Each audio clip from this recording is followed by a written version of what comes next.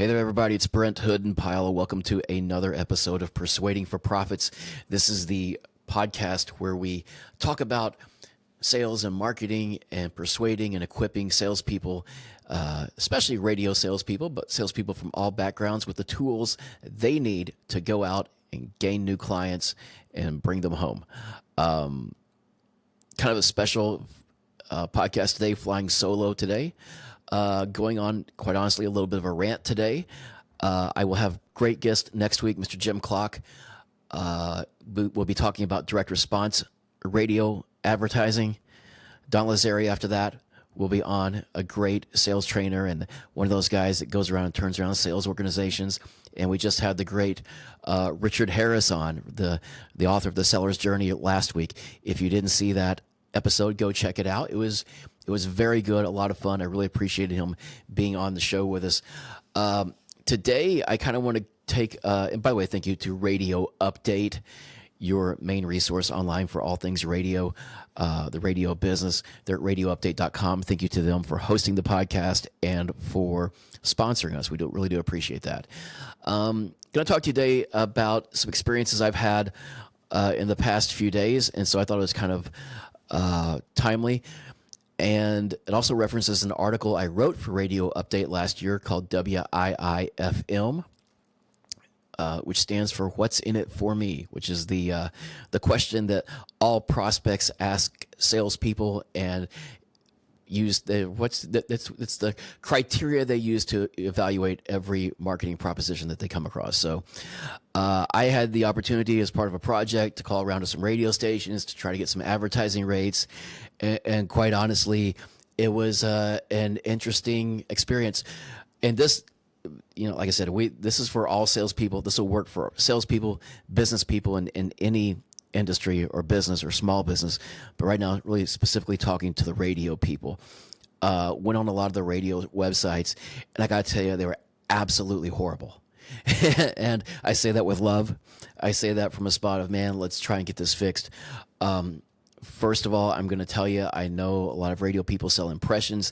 They sell pop-ups. They sell things like that. Whatever. In some scenarios, they're really effective. Mainly, I don't read what's on them. I just X through them. There's a scenario we'll discuss a little bit later where they are very effective and very welcomed, but for the most part, no. You saw a lot of that on radio websites. But I was specifically looking for advertising contacts. And so I called some stations from small towns to mid-markets to I even looked at some big market stations. And the experience was really kind of lacking. A lot of the small markets would just have a contact form on there that you fill out if you wanted to advertise. And maybe they get back to you, maybe they didn't. A lot of them didn't. I called kind of a medium-sized market radio station that's run by a conglomerate. It's run by a bigger company. And not only was the contact information on the website incorrect, nobody even answered the phone. I called several times in the same day, could never get through to the sales department. It was quite astonishing, really. I went to a station in a rather big market, and a really good station too, and I clicked on their advertising link in the top menu bar of the home pages. Advertise with us or advertising. I clicked on that, and it took me off the site to a website that they had let go. There was nothing on it anymore. It's one of those so-and-so used to work here or owns this domain. And it's like, what the heck?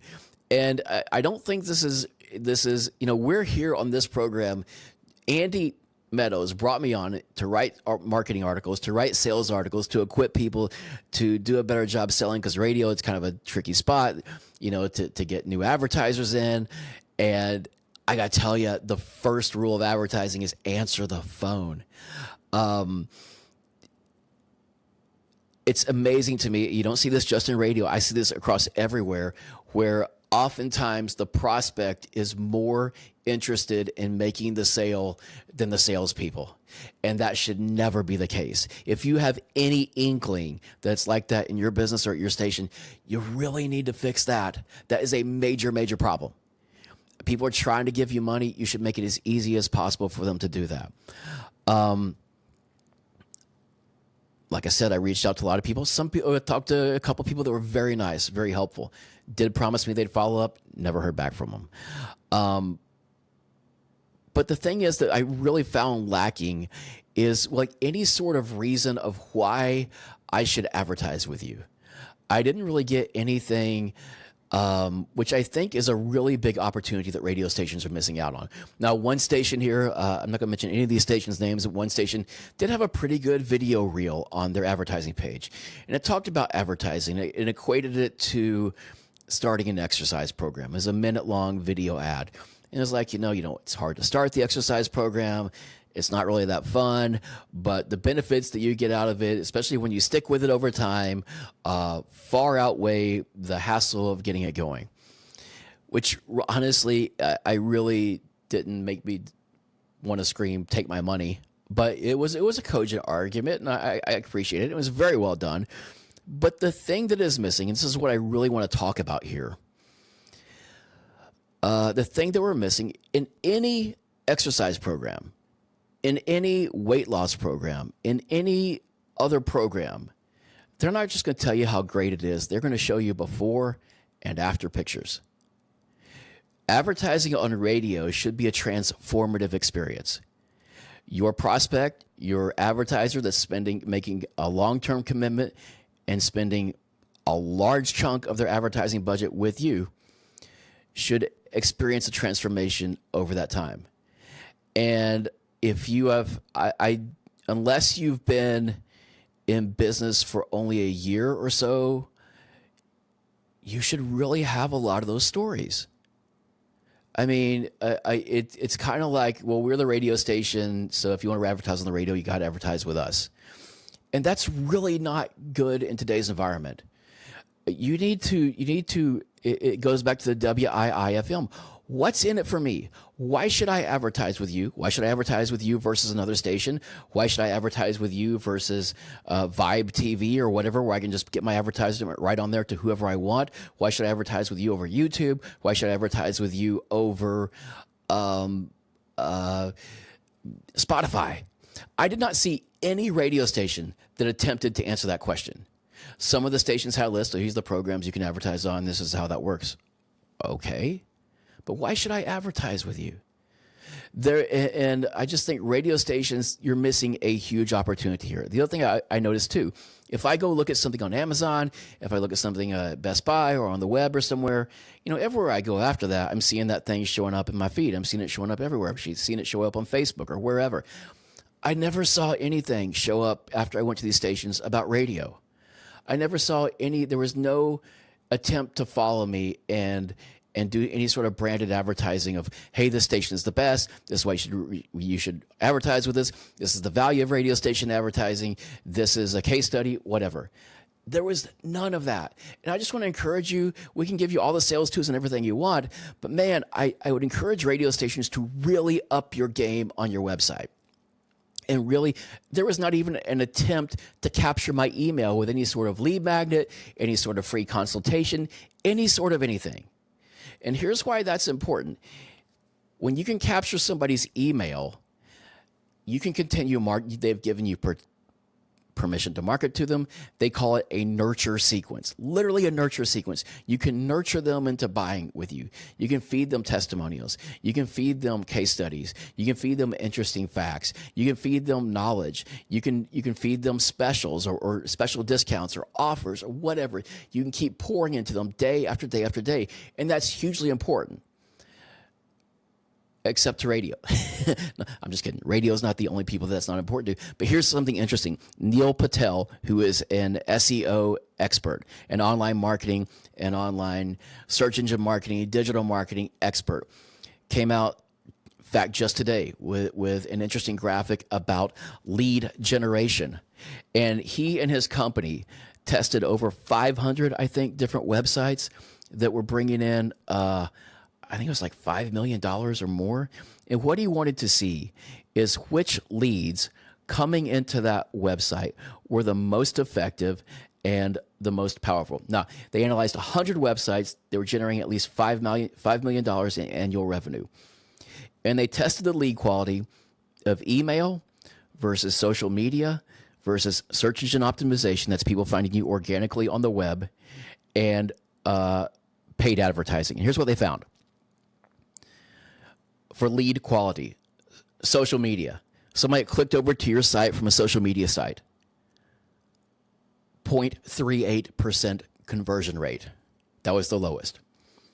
All those Facebook posts, all those Instagram posts, if they're coming to your website, converting to a lead, not happening. Very rarely. Next, SEO. That's organic. Somebody searches something for you on the internet. They find you because you showed up in the search results. 0.95% conversion rate. That's, almost 3 times social, but, not great. Paid advertising. People that clicked on the paid ad and went to your website were a 2.06 conversion rate, twice as much as organic search. And what's that? Almost 7 times as much as a click over from a social media site. But here's the interesting thing. People that clicked over to your website from an email that you sent them had over a 4.34% conversion rate. That's twice as much as clicking on an ad.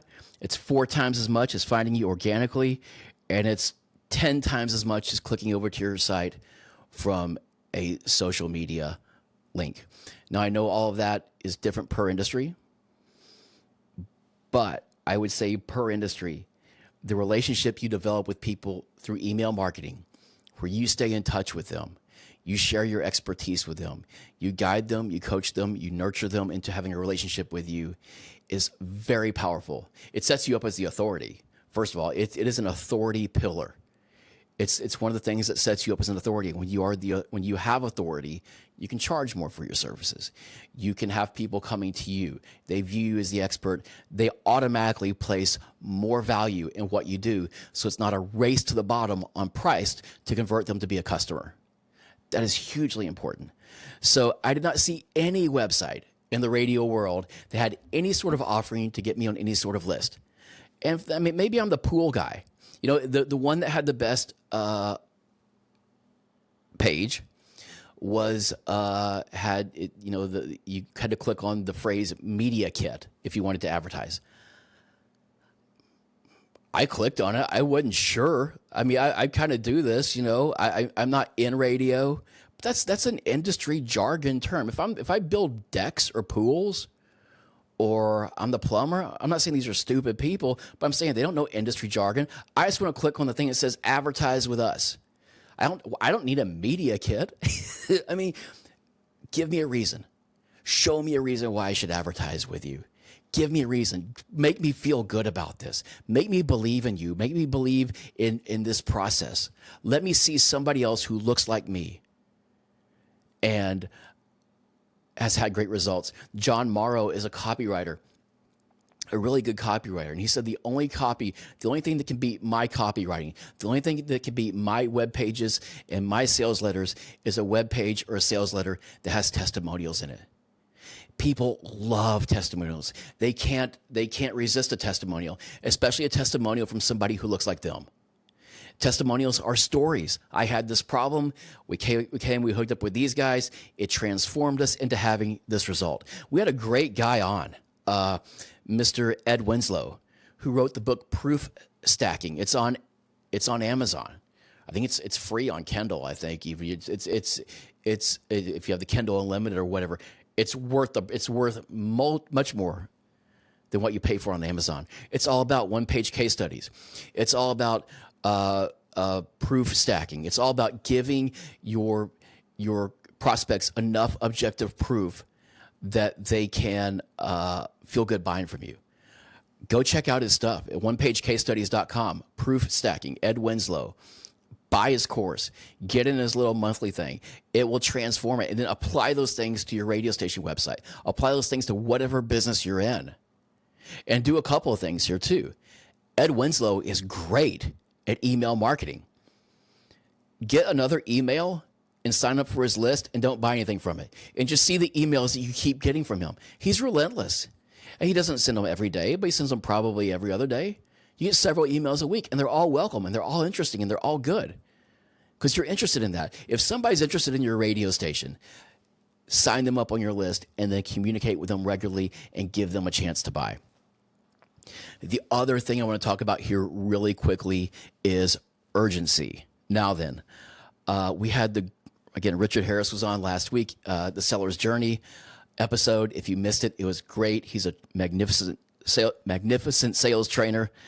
And he said something interesting. And when we're talking about urgency, he said, you build urgency with a prospect by getting in touch with their pain. And I thought that was really good. I'm used to building urgency with marketing, right? But he's like, when you can figure out what their pain is, when you can figure out the reason that they want to they want to change, then you can say, well, how long do you want to keep going with this? What's going to happen if you keep going? I mean, they're getting, at some point in their mind, they're getting closer and closer to some sort of waterfall that they're about to go right over. That's urgency. That's built-in urgency. The other kind of urgency is the kind that the great Dan Kennedy talks about. And he actually had excellent timing, Mr. Kennedy. He had a great email that he sends out today. He is another man who you want to subscribe to his stuff for nothing else but to get on his email list and to see what email marketing looks like. You can buy courses on this is a weird thing. You can buy courses on email marketing, or you can just get on these people's list and just watch what they do. Ben Settle is another guy who does a great daily email. It's good. It's interesting. It's entertaining, and it always has an offer in it. It always has a call to action in it, and they work. Kennedy said something interesting about urgency. Now, here's the interesting thing about urgency is that when you create it in your marketing, when you create it with the emails that you send out, and these can all be automatic emails, when you create it with the message on your website for advertisers, when you create it with the giveaways you give away, 7 reasons you should be advertising your radio today, the most overlooked opportunity in advertising, whatever, come up with something good. When you can create urgency with people there, you take the pressure off your salespeople. Now people are talking to them with a sense of urgency, and it's not up to the salesperson to do all this themselves. Even the one website I was talking about that was really, really good, and they had a list of all their shows, that you could advertise on, and you could buy spots and all these things. And you're kind of wondering, again, there's no testimonial stuff. There's nothing like that. It's like, well, why are all these spots open? What happened to the people they had last year? What happened to any of these other people? I think a cool thing to do would be, you sell a show out, mark it through on the website, put a button by it, a link by it, sign up here for the waiting list, sold out. The other shows, you got 1 or 2 spots left, 2 spots left, going fast, sign up here if you want us to contact you. Other shows that you already got booked up, sold out. Do that. I mean, don't make stuff up, but be honest about it. You got baseball season coming up. You got football season coming up. Launch it. Let people know, hey, these people that advertise with us on these shows with us the past few years have had great results. Here's what happened. Here's what happened. Here's what happened. Here's what happened. These shows, these spots, we have these spots available right now. They're going to come up for auction. They're going to come first serve. You don't have to do an auction, but they'll come up first come, first serve on this date. Build some anticipation there. Don't act like you're going around begging people to advertise on radio and half thinking in your mind that nobody listens to radio anymore or whatever. It's a loser attitude, man. Be proactive with this. There's so many things that you can do on your own website to really get people calling and excited about advertising on radio. And then, you can still make bundles and stuff, but you don't have to compete only on price. Here's what Kennedy said. And he's talking about like home services people and plumbers and things like that, largely. But this works for, he also says in this email, it works for any business. Manufactured urgency, the urgency that comes through in your marketing, beats accidental emergencies every time. You can engineer fear, exclusivity, scarcity, and price pressure on demand. In fact, that's your obligation to do that in your marketing. to just give people a reason and an excitement to buy from you and to buy from you now. If your marketing isn't triggering stress, it's triggering nothing. The right message at the right moment makes you money. The wrong one makes you invisible. If you don't have Dan Kennedy's stuff, I strongly, strongly urge you to get it. I'm going to put a link on at persuadingforprofits.com for his book, Direct Marketing. I'm forgetting the title. It's basically his basic primer on direct response advertising. It is an excellent book. It will help you in your own marketing at your radio station. It will help you help your clients figure out their unique selling proposition, figure out their offer, figure out what makes them special in the marketplace. And it will just fill your mind with great ideas and inspire you to do better marketing. And also, I know I've harped a lot about email marketing, starting with the Jim Clock episode coming out next week. I'll have an opportunity for you to join my own email marketing list, and we can get that going. I'd love to have you on there. Again, though, I know a lot of people are kind of worried in radio right now about advertising and things like that, because when the economy goes this certain way, advertising is the first thing to go. But man, there are ways that you can position yourself. And if you need help with that, I can help you. Brent at persuadingforprofits.com. You can leave a comment on the podcast and radio update. We'll reach out to you. Whatever you need to do, reach out to me. If you need a site audit, some suggestions, reach out to me. We can definitely help you with that. But I think there's a lot of opportunities out there in radio and all across industries. But what I would say is, when people come to your site, get their contact information and give them a reason to advertise, to do business with you.